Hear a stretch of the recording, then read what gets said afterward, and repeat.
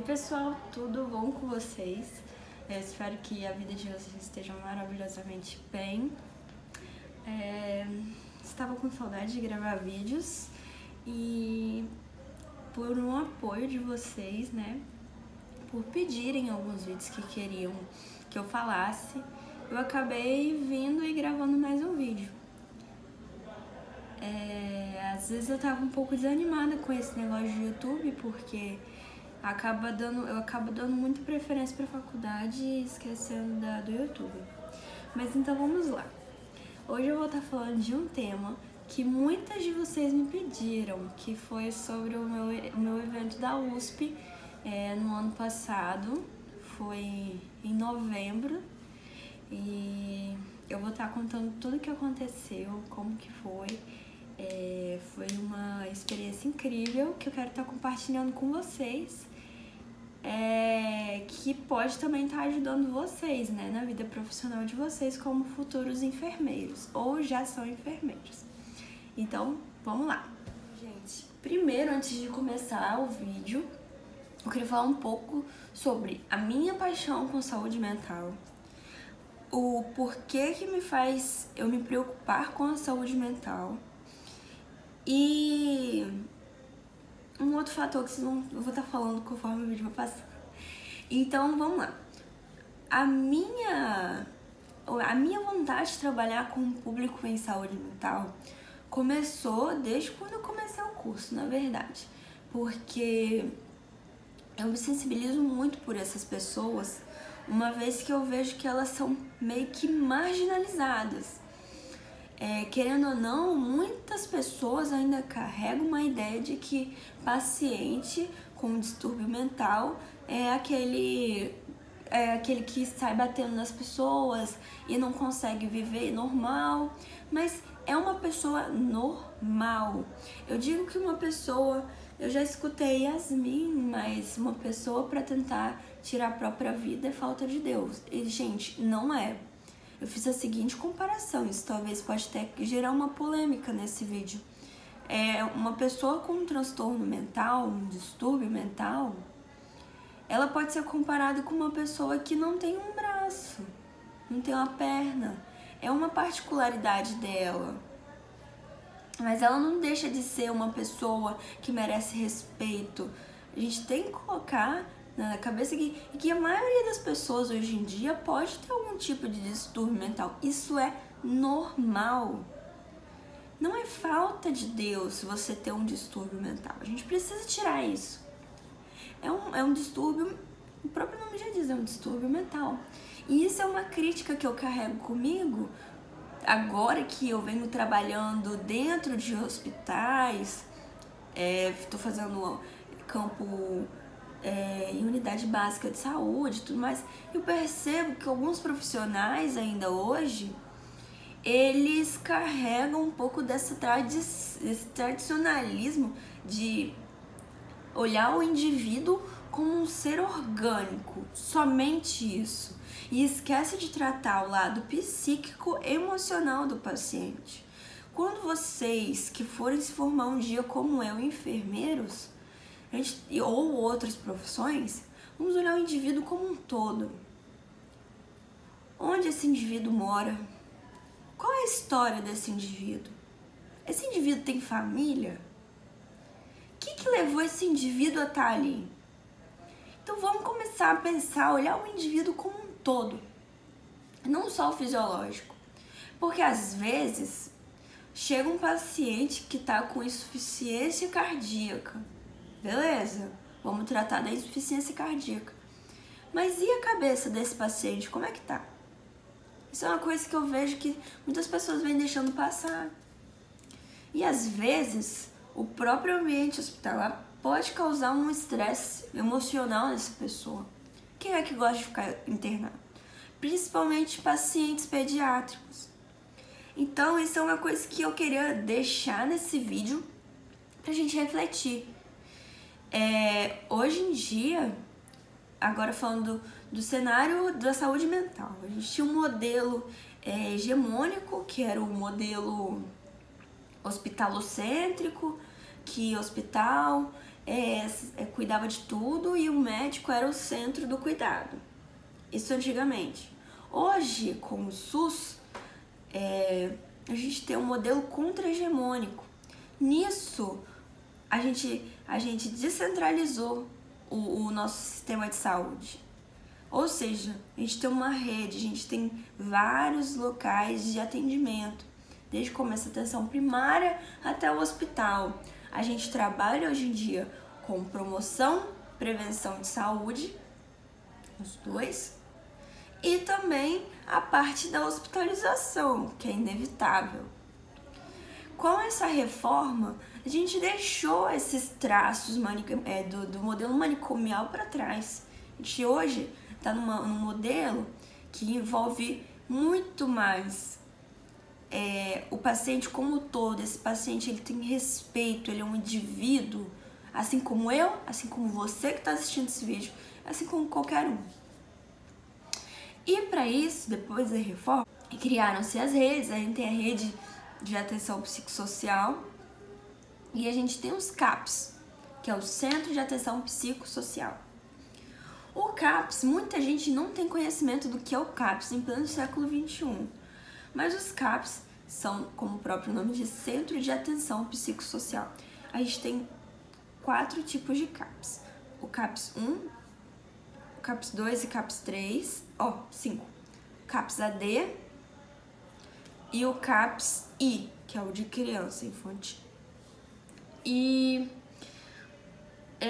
o CAPS, ele é um centro de reinserção dessa pessoa na sociedade. Ou seja, uma pessoa que tem um distúrbio mental, ela trabalha no CAPS, oficinas, métodos terapêuticos para estar criando habilidades de se integrar com o meio novamente e de estar... existem várias oficinas. Tem oficina de gestão, tem oficina de renda, tem oficina de leitura e expressão. Então as oficinas elas podem abordar várias coisas. Por que eu tô falando disso? Porque o meu trabalho no evento foi exatamente sobre uma das oficinas que nós fazemos no CAPS. Então agora eu vou falar do trabalho. Aí se vocês quiserem que eu aprofunde mais nessa questão da saúde mental, da enfermagem, como a enfermagem atua, é só vocês me pedirem que eu vou, senão o vídeo vai ficar muito longo e eu me empolgo muito falando disso. Então, só um parêntese, vamos olhar o indivíduo como um todo, assim, nós somos profissionais. Temos que colocar na cabeça que aquele modelo médico e resto da equipe de saúde embaixo não existe mais. Hoje em dia o modelo ele é multiprofissional, ele envolve mais que um profissional. Então a gente tem que deixar isso claro, que existe enfermeiro em saúde mental, a TO entra muito nessa área, a gente tem vários psicólogos e tudo mais, e todos eles têm a mesma relevância no cuidado de um paciente. Ponto. Agora falando um pouco do meu trabalho, o nome do meu trabalho era Oficina de Autocuidado, Relato de Experiência. Porque foi mais um relato de experiência meu e da minha colega da faculdade, minha amiga Heloísa, sobre o que a gente faz no CAPS, qual foi o fundamento dessa nossa oficina, porque assim, tem algumas oficinas do CAPS de Vitória que não pode ter no CAPS de São Paulo, que não pode ter em qualquer... cada CAPS tem sua gestão. E no nosso, a gente tem várias oficinas, e dentre elas tem a oficina de autocuidado. O nosso intuito quando a gente trabalha a oficina de autocuidado não é só lavar o cabelo do paciente, pintar as unhas, criar uma... Não, a gente trabalha o indivíduo. Primeiro, vou explicar o que é autocuidado e qual que é a nossa tese. Nós temos tese na Dorotheia Oren, que fala da teoria do autocuidado. E aí, tem a teoria inteira que fala também do déficit de autocuidado. E devido a algumas circunstâncias de um paciente em saúde mental, ele pode ter esse déficit de autocuidado, ele pode vir ter. Isso envolve higiene pessoal, higiene oral, a questão da aparência.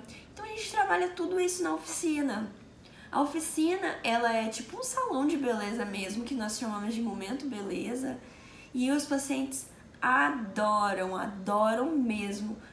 Toda quinta-feira é motivo para fazer fila no nosso salão.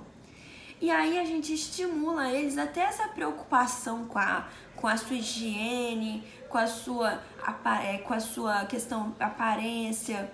Então eles ficam muito preocupados. A questão da higiene das unhas.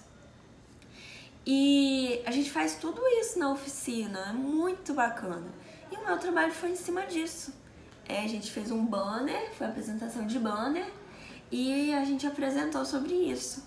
E muita gente fala, mas é só lavar o cabelo. Não, gente, nós como profissionais, a gente pode ter um olhar muito além.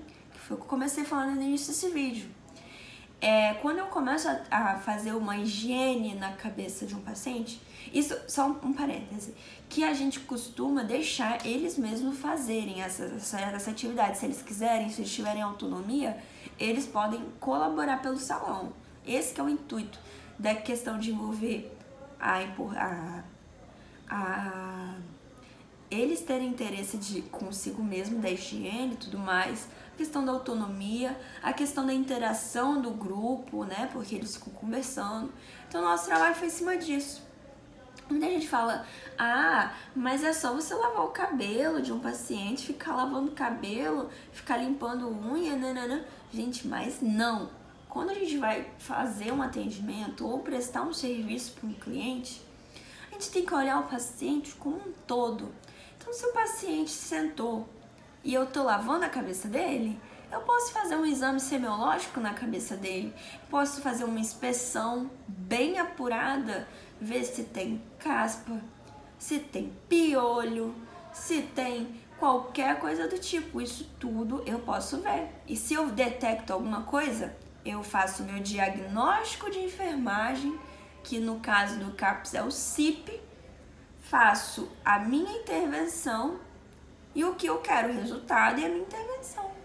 Então, tudo isso está programado. Você não tem que pensar, só tô lavando o cabelo de um paciente. Não, você tem que pensar em tudo.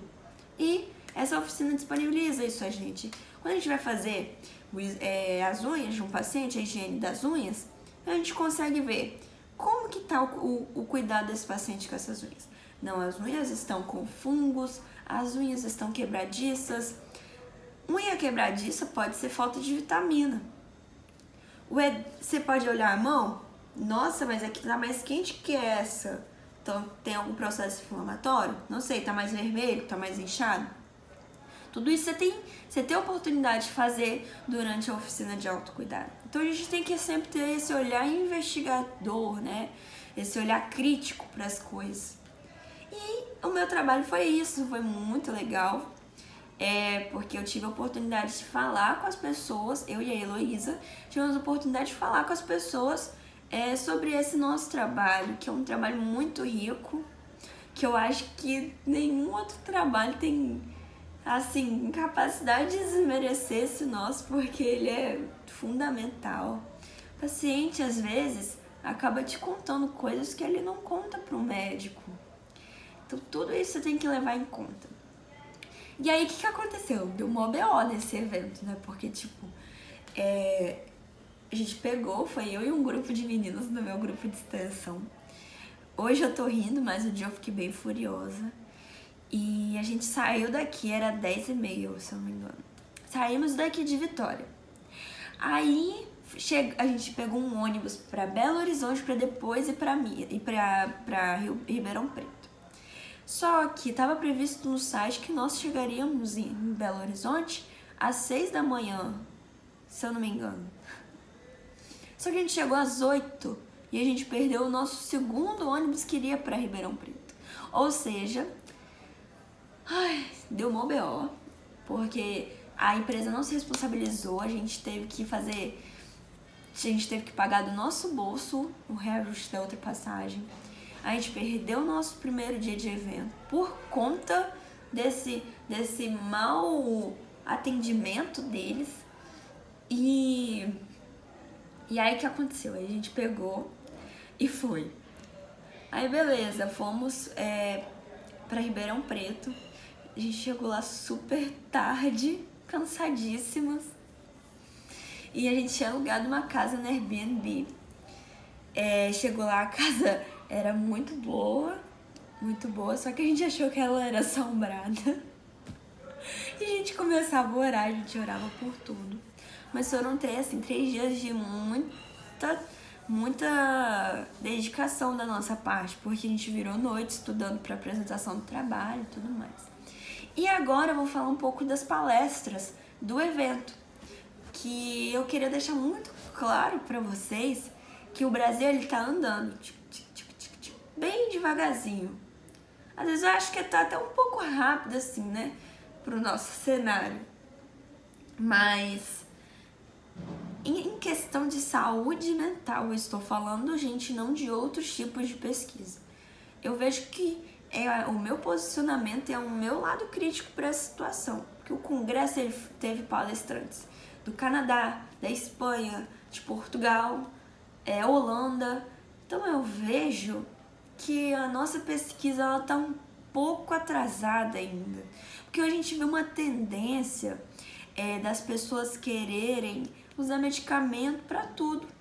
E lá fora, a gente vê que o cenário é outro. Então a gente tem pesquisas que envolvem a questão alimentar com a probabilidade de se ter depressão.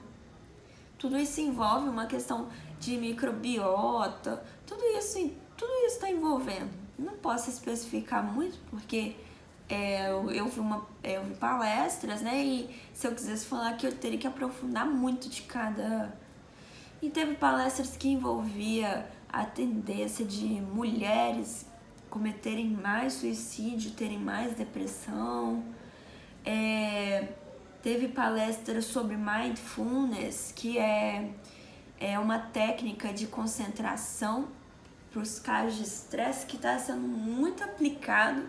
Inclusive, minha priminha eu tava vendo, ela tem um joguinho de mindfulness e eu falei, caraca, eu pensei que era inovador, minha priminha já tinha um negócio de mindfulness. Que é muito legal essa questão da concentração em horários em picos de estresse. E, nossa, tem uma palestra que eu achei sensacional, que foi da questão dos pacientes de UTI, de medidas, por exemplo, massagem. O que custa, gente? Você tá, claro, depende do caso, do quadro do paciente. Você passar um creme nesse paciente, fazer uma massagem nesse paciente. Tá comprovado que pacientes de UTI, eles têm tendência a ficarem mais retraídos, mais chateados por conta do ambiente do UTI, que é super estressor. E aí uma massagem feita, a massagem terapia, né? A massagem voltada para terapia, alimentação. Tem a questão do estresse. E eu falei, caraca, essa palestra de estresse foi tensa. Porque, gente, se eu pergunto pra vocês agora, o que vocês sabem sobre estresse? Estresse quando a pessoa tá pé da vida, né? Mas não, o estresse eu descobri que ele é muito importante para o desenvolvimento da pessoa até um certo ponto. Ou seja, o estresse, ele é uma coisa positiva, né, para o nosso desenvolvimento. Mas aí só que acontece que a gente está extrapolando de estresse. Desculpa. Está extrapolando nosso nível de estresse. O que isso leva? Isso leva a nossos casos precoces de envelhecimento precoce, altíssimos números de cânceres. A gente sabe que o estresse é um fator essencial, né, para gerar futuros cânceres. E a gente vê o que a gente vê hoje. Então, gente, mais ou menos foi muito, muito, muito simplificado do que foi o evento. Porque o evento foi sensacional, assim, teve os problemas, mas no final deu tudo certo mesmo, graças a Deus. A gente voltou cheio de história pra contar. E eu assim, sou super grata pela universidade de ter disponibilizado isso. E eu falo, se você tá numa instituição que te oferece as coisas, aproveita tudo, seja remunerado, não seja remunerado, vai e mete a cara, sabe por quê? Tudo é crescimento pessoal e profissional. Então é isso que eu tenho pra falar pra vocês hoje. Eu espero que vocês gostem. Eu tô no finalzinho do meu 4º período. Não sei, eu tive uma viagem, gente. Esse semestre eu fui pra Israel e pra França. Se vocês quiserem que eu fale sobre essa minha experiência, mas não fui pela UFES, eu fui a passeio mesmo. Eu fui pela igreja, na verdade, eu fui peregrinar nessas terras. E se vocês quiserem que eu conte, porque eu tive uma transformação na minha vida depois que eu fui, que eu não consigo dizer, que agora eu vejo o quanto que Deus é maravilhoso na minha vida, pra tudo mesmo. E como que Ele oferece coisas maravilhosas, igual esse trabalho que eu fiz na USP, que foi um trabalho que simplesmente aconteceu e foi tudo muito corrido, mas deu certo. Então é isso que eu tenho pra falar pra vocês hoje. Eu vou estar fazendo um vídeo do meu 4º período e aí eu explico mais sobre a viagem, como é que foi e os contras que eu tive, né, por ter viajado. E é isso. Eu tô tendo agora o período de atenção à saúde do adulto. E eu vou estar falando no próximo vídeo sobre o 4º período de enfermagem na UFES. Tá joia? Beijo. E eu espero que vocês tenham gostado. E eu espero ter contribuído para a vida de vocês como profissionais. Beijo.